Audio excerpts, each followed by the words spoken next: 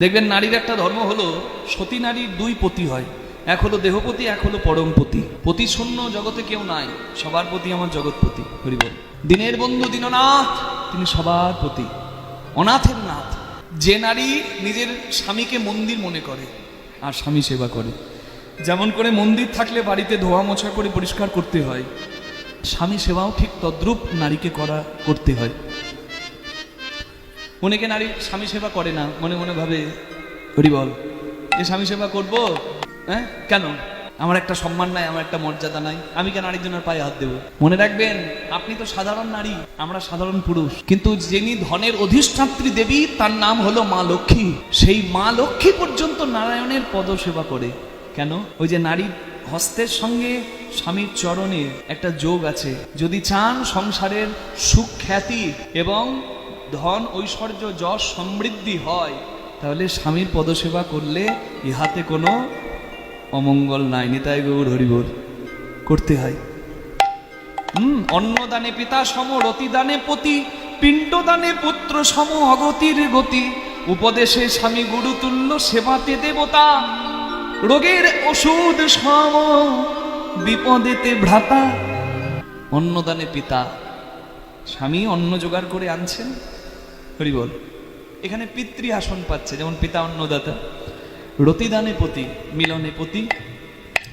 যদি কারোর সন্তান না থাকে, স্বামীর অধিকার আছে স্ত্রীর নামে পিণ্ডদান করা, তাহলে পিণ্ডদান করে যে সে পুত্র সম হয়। পুত নামক নরক থেকে উদ্ধার করে যে, তাকে বলে পুত্র। হরি বল। তাহলে পুত্র, হরি বল। উপদেশে গুরু তুল্য, স্বামীর উপদেশ শুনতে হয়। স্বামীর উপদেশ না শুনে ফোনে যাত্রার কাছে উপদেশ নেয় আর সংসারে আগুন লেগে যায়। জয় নিতাই গৌর হরিবল, হরিবল হরিবল। সংসারের কথা যাকে তাকে বলতে নাই। জয় নিতাই গৌর হরিবল। একটু ত্যাগ স্বীকার করে ভালো করে নিতে হয়। যত দ্বন্দ্বে যাবেন, এই সুন্দর সম্পর্ক, সুন্দর পরিবেশটা নষ্ট হয়ে যাবে। আমার খুব ভালো লাগে এখানে এলে, জানেন, অন্য জায়গায় দেখতে পাই না। সেটা কি, সর্বধর্ম সমন্বয়ে একটা অনুষ্ঠান হচ্ছে। আমার কালিদাস বাবার কাছে আমি শুনি, প্রত্যেকবার এসে শুনি, আমি জিজ্ঞাসা করি, উনি বলেন হ্যাঁ, এখানে সবাই আমাদেরকে সাহায্য করে। আমাদের সনাতন ধর্মের মানুষ নাই বা হলো, হিন্দু ধর্মের মানুষ নাই বা হলো, তারাও পাশে থাকে যেমন প্রকারে সম্ভব। এটাই তো আমাদের ভারতবর্ষ। এত বৈচিত্র্যের মধ্যেও প্রেম, এটাই ভারতবর্ষ। এত স্বাধীনতা অন্য কোনো দেশে নাই মা, মনে রাখবেন, এত স্বাধীনতা অন্য কোনো দেশে নাই। ওই জন্য বলে, এমন দেশটি কোথাও খুঁজে পাবে না গো তুমি, সকল দেশের রানী সেজে আমার জন্মভূমি। এত স্বাধীনতা কোন দেশে আছে?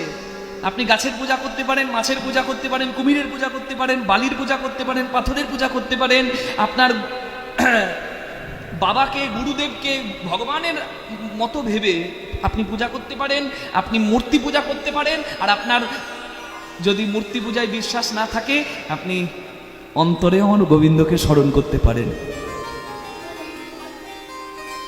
হরি বল। এত স্বাধীনতা অন্য কোনো দেশে পাওয়া যাবে না। আমাদের ধর্ম সমস্ত রকম স্বাধীনতা দেন, সমস্ত রকম স্বাধীনতা দিয়েছে বাবা। নিরাকার ব্রহ্মকেও স্মরণ করার উপায় আছে, আবার আকারেও আপনি মন্দিরে মূর্তি পূজা করেও পরম ব্রহ্মকে স্মরণ করতে পারেন, এই স্বাধীনতাও আছে। অন্য ধর্মের মানুষ যেমন অনেকে নিরাকার ব্রহ্মকে স্মরণ করে। ব্রহ্ম সত্য, জগৎ মিথ্যা, ব্রহ্ম কোনোদিন আলাদা হয় না, ব্রহ্ম এক। আপনি যে রূপে তাকে স্মরণ করতে পারেন, আপনি সেই রূপে তাকে স্মরণ করতে পারেন, কিন্তু ব্রহ্ম আলাদা হয় না, তার স্বরূপ আলাদা হতে পারে, ব্রহ্ম এক, ঈশ্বর এক, অদ্বিতীয়। আমাদের হাতটা কাটলে রক্তের রংটা লাল হয়, তাহলে তো সবুজ হতো। জয় নিতাই গৌর হরিবল। পিতা কোনোদিন আলাদা হয় না, এক। যে রূপে স্মরণ আপনার করার ইচ্ছা, কারণ ব্রহ্মকে সীমিত রূপে স্মরণ করাটা সত্যি খুব কষ্টকর, বলুন বাবা। চন্দ্র সূর্য গ্রহ তারা আছে যার ঝোলাই কত কত ভরা, তার রূপকে আমি একটা ছোট্ট মূর্তিতে সত্যি বসাবো কি করে? কিন্তু আমরা সনাতনী মানুষ যেমন সেই বিরাট রূপকে আমরা হৃদয়ে ধরতে পারি, আবার মূর্তির মধ্যে বসিয়ে আমার শ্রদ্ধা ভক্তি দিয়ে পূজা করতে পারি, এটা আমাদের আস্থা। আবার অন্য ধর্মের মানুষ সেই বিরাট রূপকে তো আর মূর্তিতে বসায় না, তারা সেই পরম ব্রহ্মকে নিরাকার রূপে পূজা করে। যে ধর্মের যেমন আস্থা, যেমন ভক্তি, যেমন বিশ্বাস। কিন্তু একটাই কথা মনে রাখবেন, G for generator, O for operator, D for destroyer. ইংরেজিতে বলা হয় গড, জি ফর জেনারেটর মানে সৃষ্টিকর্তা ব্রহ্মা, ও ফর অপারেটর পালনকর্তা বিষ্ণু, ডি ফর ডেস্ট্রয়ার ধ্বংসের অধিকর্তা, প্রলয়ের অধিকর্তা। ওই যে দেখছেন উপরে লেখা আছে, বাবার মাথায় জল ঢালার উপলক্ষে অষ্টপ্রহর হরিনাম। বাবা কে? বলি বাবা, হরি বল।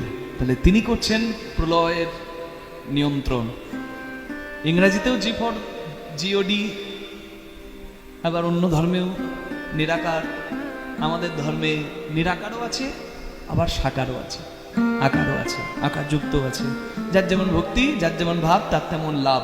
হরি হরি হরি বল। মোট কথা হলো, ভক্তি চার ভগবান তার সর্বশাস্ত্রে কয়, ভক্তি না থাকলে ভগবান দেখিলেও কি বা হয়। ভক্তি দিয়ে ভগবানকে বা আরাধ্যকে স্মরণ করতে হবে, এটা হচ্ছে মূল কথা। যার হৃদয়ে প্রেম আছে, ভক্তি আছে, সে মানুষের মাঝেও মহান হয়। গৌরাঙ্গ মহাপ্রভু বললেন, আমি হই হই হই হই, যে আমার হয় আমি তার হই। আচ্ছা, এমন কি কোনো জায়গা আছে যেখানে আমরা দেখতে পাই? হ্যাঁ আছে। শ্রীবাস পণ্ডিতের পিতৃশ্রাদ্ধ হচ্ছে,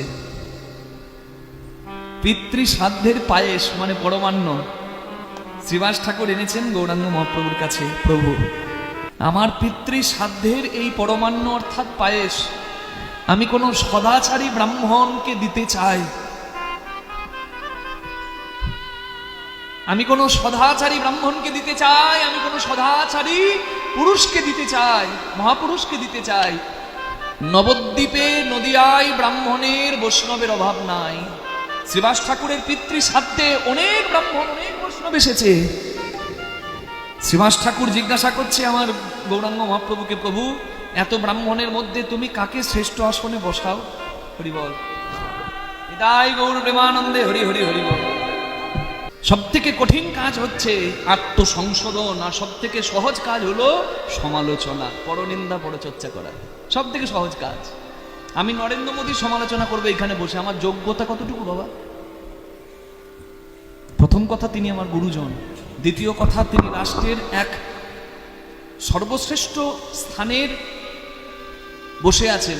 প্রধানমন্ত্রী আর রাষ্ট্রপতি দুটি শ্রেষ্ঠ স্থান। রাষ্ট্রপতি রাষ্ট্রের সর্বশ্রেষ্ঠ সম্মানের স্থান, আর প্রধানমন্ত্রী সব থেকে পাওয়ারফুল স্থান। আমি তার সমালোচনা করছি ঘরে বসে বসে মুড়ি গিলতে গিলতে। আমার কত বড় আস্পর্ধা! যদিও জনগণের সরকার, তবুও তার যোগ্যতায় সে সেই জায়গায় গেছে। আমি যদি বিবেকানন্দের সমালোচনা করি, আমার মূর্খামো হবে। হরি বল। প্রত্যেকে যোগ্যতায় তার স্থান পায়। সমালোচনা করাটা বহু সহজ হয়, কিন্তু নিজের আত্মচৈতন্য, আত্মসংশোধন করা সব থেকে কঠিন হয়। তাই আমি বলবো, বিভেদ টেনে আনবেন না। আমি শুনলাম নাম হয়েছে এখানে বেশ কয়েকদিন আগে, নাম হয়েছে এখানে, নামও হলো, আবার পদাবলীও হচ্ছে। পদাবলী হয়নি ওই অনুষ্ঠানে। আপনারা নিজেদের মান অভিমান একটু দূরে রেখে, এইখানে মান অভিমান চলে না। আমার ভগবানের নামের ক্ষেত্রে এই একটা সনাতন সংস্কৃতি, সনাতন শিক্ষা, সনাতন দর্শন, এই তিনের সমন্বয় হয় যে কীর্তনের আসরে, সেই আসরে কখনো হিংসা, দেশ, অভিমান এসব চলে না। আগে নাম, পরে নাম, অহংকারের আসন থেকে নাম, সাধুগুরুর চরণে নাম, তবে তো পাবি সংসারে থেকেই নিত্যানন্দ ধাম। কি সকল গ্রামবাসীর কাছে, যেহেতু আমি আগেও কয়েকবার এসেছি, তাই আমার একটা অধিকার আছে বলে আমি ওই অধিকারের জায়গা থেকে বলছি। তখন তো সবাইকে একভাবেই দেখেছি, সেই জায়গা থেকে বলছি, বিভেদ টেনে আনবেন না, হিংসা টেনে আনবেন না। আপনাদের সকলের মঙ্গল করুক আমার গোবিন্দ। আপনারা সকলে একত্রিতভাবে চেষ্টা করুন এই অনুষ্ঠানটা আরো শ্রীবৃদ্ধি হয়। যত ভেঙে আনবেন, কোনোটাই বড় করে করা যাবে না। আর এক জায়গায় যদি থাকেন না, এই স্থানে এমন সুন্দর হরিবাসর হবে, আশেপাশের এলাকার মানুষও দেখবে, বাহ এখানে একটা হরিবাসর হয়। আকুল ব্যাকুল হয়ে, আকুলতা ব্যাকুলতা নিয়ে ছুটে আসবে সবাই এই আসরে। আর আপনাদের গ্রামের নাম সম্মানও বেশি বাড়বে। নিতাই গৌর প্রেমানন্দে হরিবল হরিবল হরিবল।